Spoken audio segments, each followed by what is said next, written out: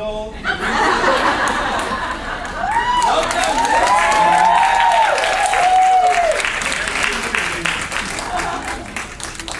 Should be on. Hey guys, sure, my name is. Wasn't it Ian? So what's that joke? I didn't know about that joke. Just because you guys don't like his. What? Intentionally say his name wrong all the time. Oh, he did that.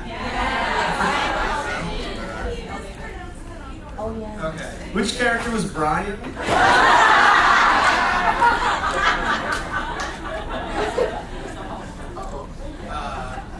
So questions. Does anybody have questions for us? What? Yeah. How did you make it so real, like you were playing that violin? Why, thank you. I personally, it's a pet peeve of mine when I watch an actor on the screen and they clearly don't know how to play the instrument that they're playing. And so I took it very seriously, and the way we did it, they had hired, oh my God, I don't remember his name now, but he was an amazing violinist, young guy. He was still a student, but clearly gifted, and I would videotape him playing whatever the piece was, and then I would go home with the violin that the production had provided me. We put soap on the bow so that it wouldn't make a sound. I don't know if any of you play violin. It's really difficult even just to make one pretty sound. It's really hard. I thought, I can play guitar. I'll do, no, not at all.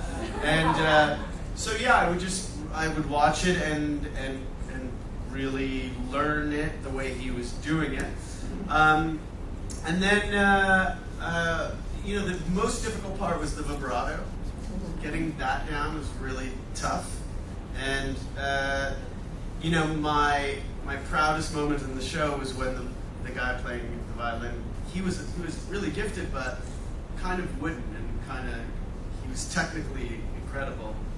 Not, when the last time that we worked together, he came up to me and he said, "Look, I learned a lot from you." And I was like, "What?" I'm watching you, and I'm watching you lean into the music and feel it, and he said, I'm going to bring that to my own performances. So, I'm awesome.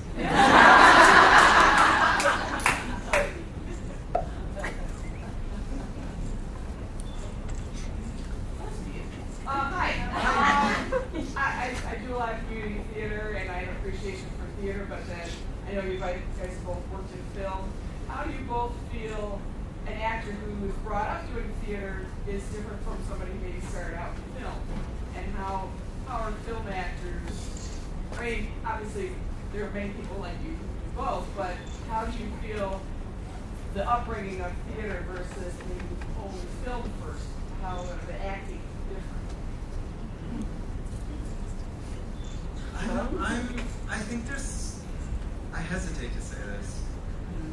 I feel like there's a kind of a different work ethic in theater, and less tolerance for questions.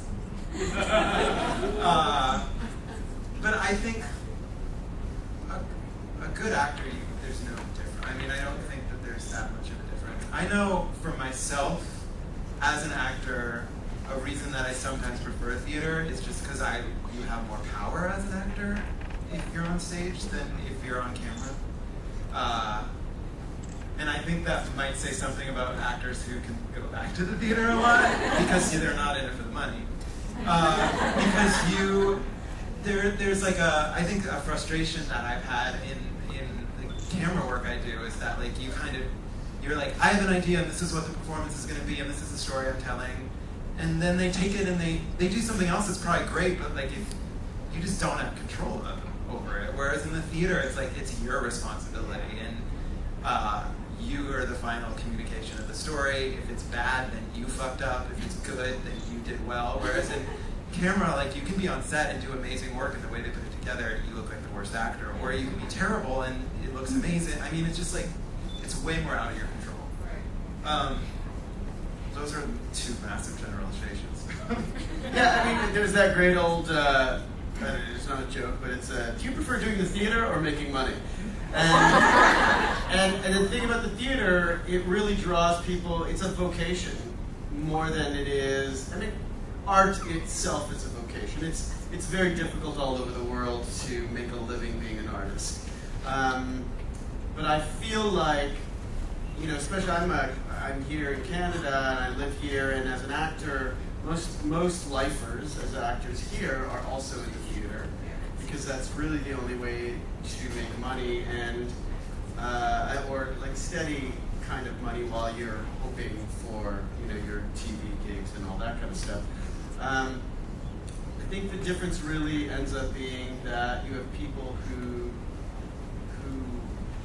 do this thing like it's a vocation as opposed to a thing that can, you know, they can strike it rich and they can make their money and that changes the work ethic and that changes, you know, the goal, what drives you.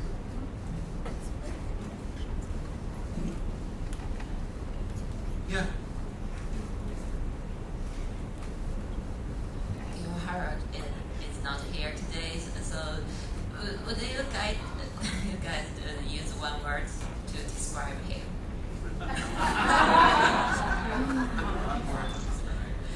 Yeah. I mean, he's, I would say smart. He's fairly One word. Smart. Smart. Thank you. That's a better version of the same word. Different word. That's all. To me, asshole. That was my character talking. I would say I found him mysterious.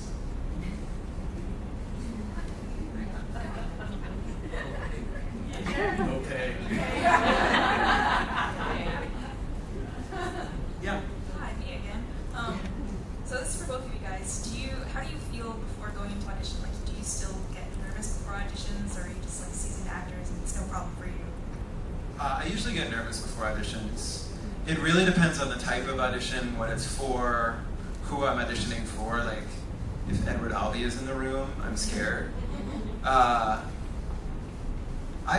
definitely get more nervous for auditions than performances at this point. On-camera auditions, I actually get less nervous for. Yeah, it really depends on the amount of material, but I do get nervous before auditions. Yeah, everything I do in my life is to try to make it so that I don't have to audition. I hate it. I'm not very good at it. It's a whole different beast. It's not acting. It really isn't. And so yeah, I get nervous, and you know, it's necessary, and more necessary. It seems the longer I'm in this business. But yeah, I really hate it. I wish there was some other way. But you know, I didn't audition for my role on Queer as Folk. No. I remember you were there for a meeting, and we all watched the movie that you were so good. Oh, Way Downtown. Yeah, Way Downtown.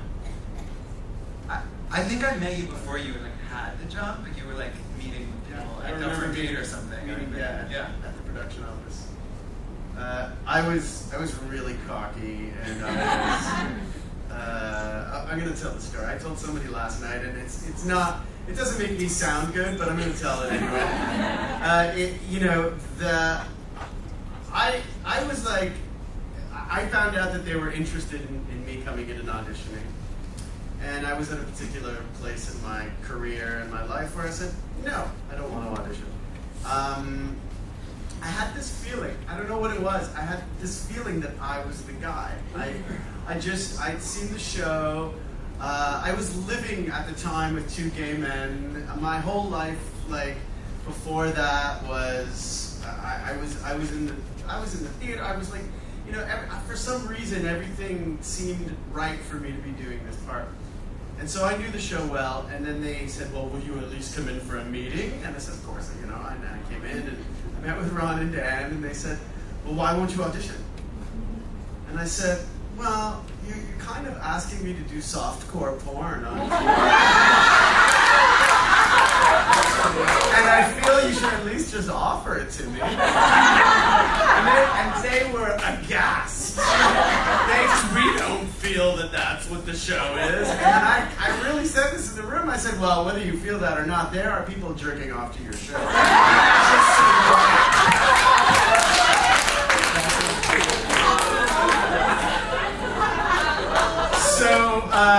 So I thought for sure I didn't get the part. And then, other than that, it was a great meeting, and and then I was really,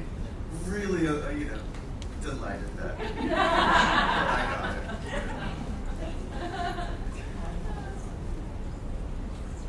Hi guys.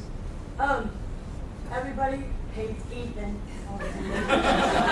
No, they don't. But it had to happen. I felt it had to happen because Brian's head was getting a little swollen, and you needed to see you or Justin needed, to experience something different, and I think Brian needed to see that you could get somebody else besides him, or whatever. Uh-huh. But what was your feeling about? Both of us, or Yeah, well, just me? About like The art. yeah, about the part. About the part? Yeah. Yeah, I think it was actually a really valid thing to introduce into the relationship for sure, because of what I remember of Brian's sort of philosophy about love, and that love is bullshit.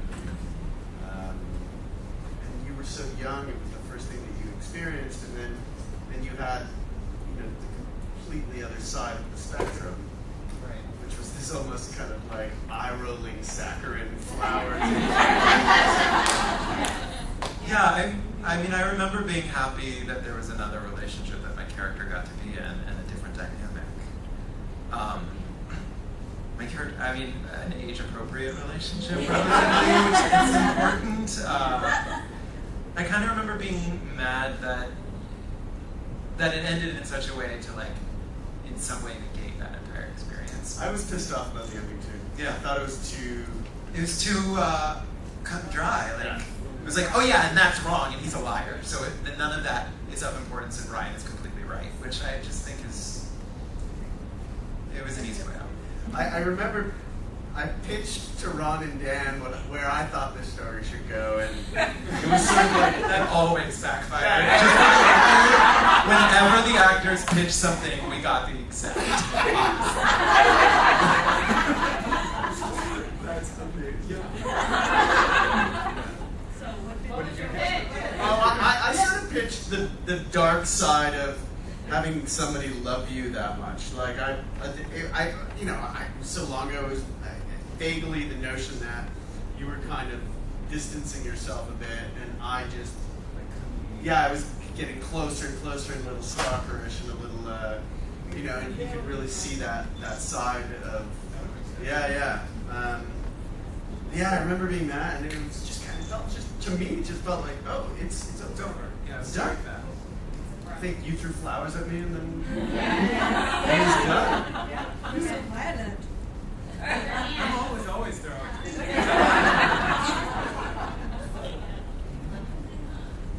Yeah?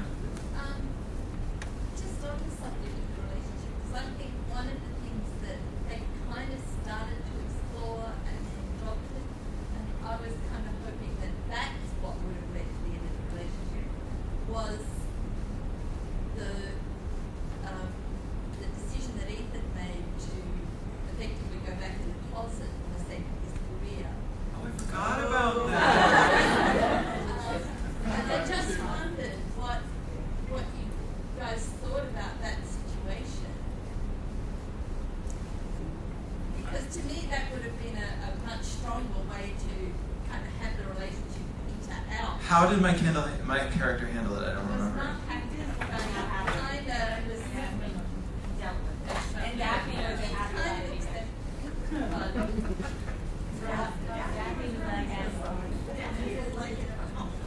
Yeah, I forgot about that. Yeah.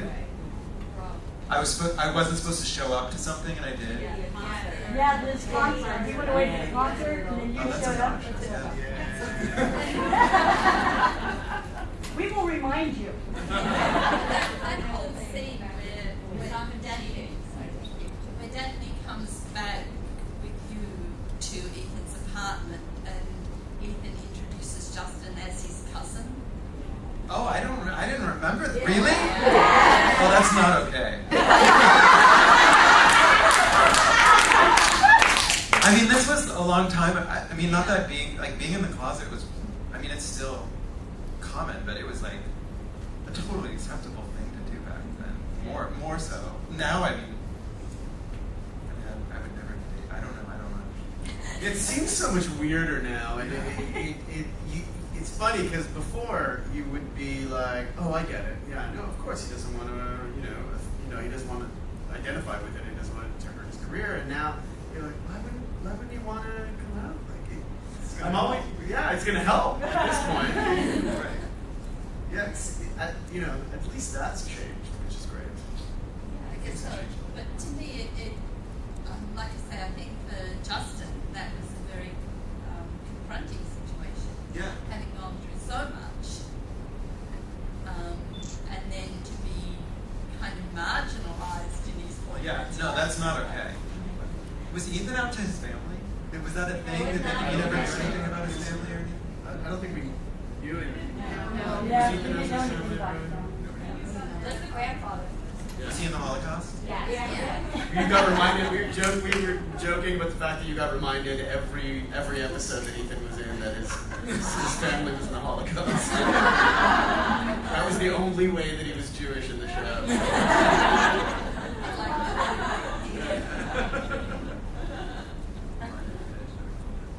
Yeah. I just started going and trying to meet actors and actresses that I like. And I saw you in Pittsburgh, and it was awesome. Oh, thank you. And we met you outside the door. My cousin went right up to ask you if it was okay to have pictures and autographs. How do you guys handle that? Like, from my side of the thing, do you get really irritated after a while with some of that people being in your face?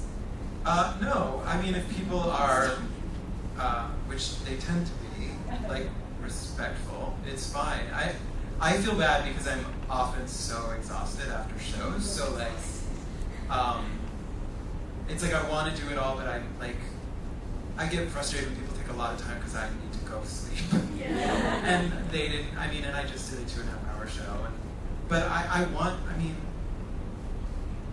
it's not part of the job, but it's, I don't know, it's complicated. I mean, there's actors who are like, they paid to see me on stage, I don't know anybody anything, I'm not going out the stage door, that's not part of what I do.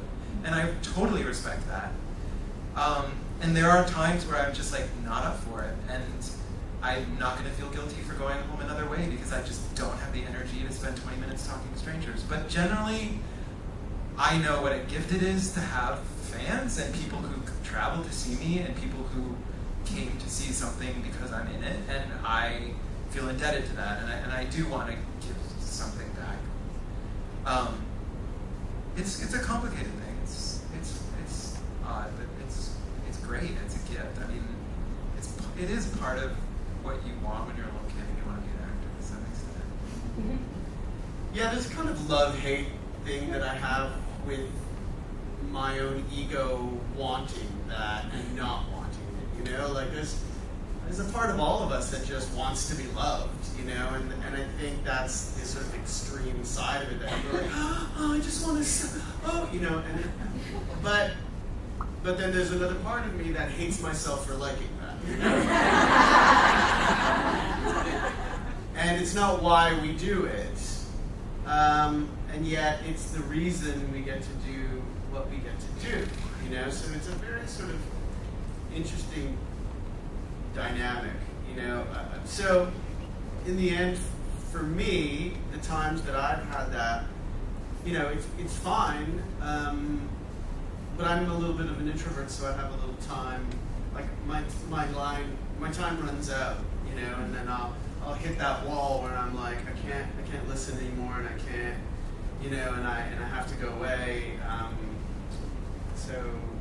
So yeah, but definitely I think that we're lucky to have that. And that's the end of what I have to say.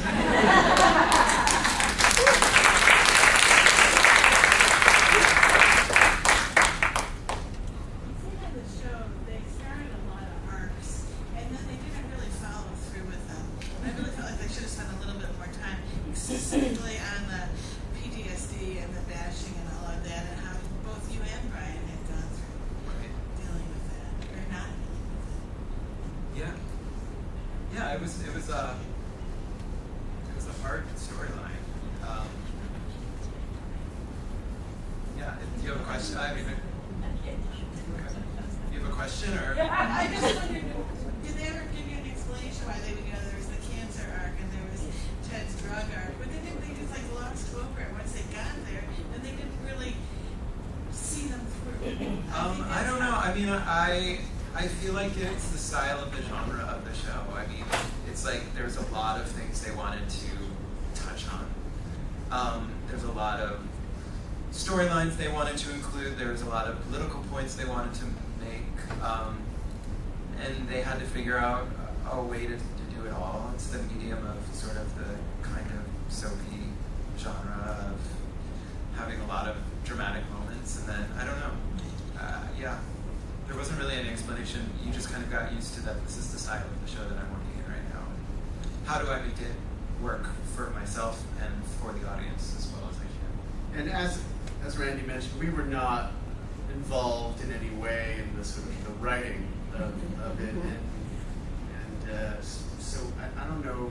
I mean, you obviously had more involvement in some ways, but like I don't know how. I did, but I learned pretty quickly that the less I tried, the better. Like if I was trying to make something happen for my character, or I was like really questioning something, it kind of complicated. It ended up complicating the whole process, which is, I mean, every show you do, it's a different process. It's different creatives, and you, as an actor, especially an actor on TV, you have a very specific role to play, and you need to figure out what they need that to be. And yeah, I wasn't involved, and it became kind of like I get the script and I just figure out how best to do on a page-by-page, scene-by-scene basis, and not, because a lot of times you're like, I think the arc is going here, and I'm gonna create this character this way, and then you get the next script and you're like, fuck, like I just shot myself in the foot, and now it's in my head, it's completely irrational, but you know, for the audience, it's not necessarily going to play that way. I didn't answer anything, but We have time for one more question. yeah.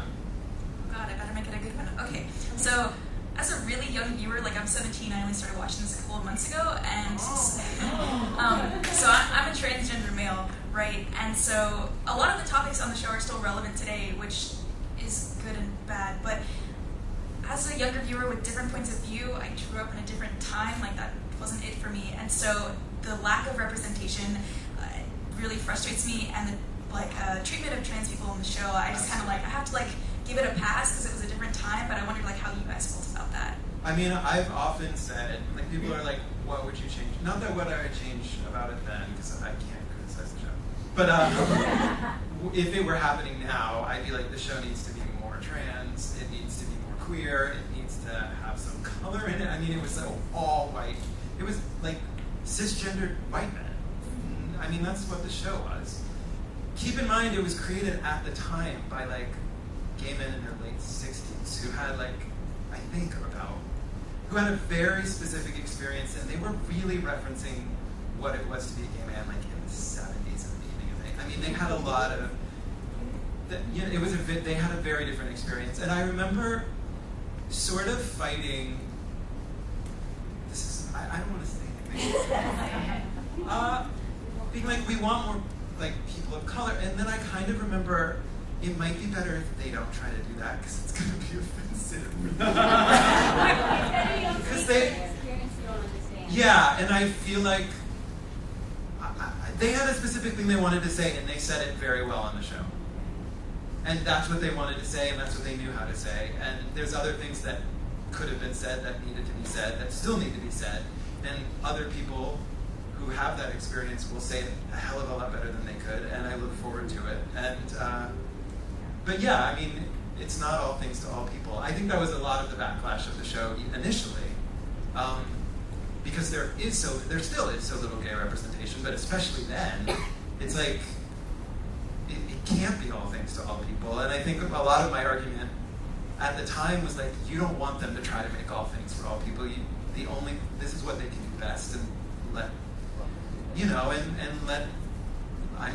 let trans people and people of color, like, I can't wait for those shows that are made by those people that have that experience, that can tell those stories a hell of a lot better than we could, than I could, than Ron and Dan could. So.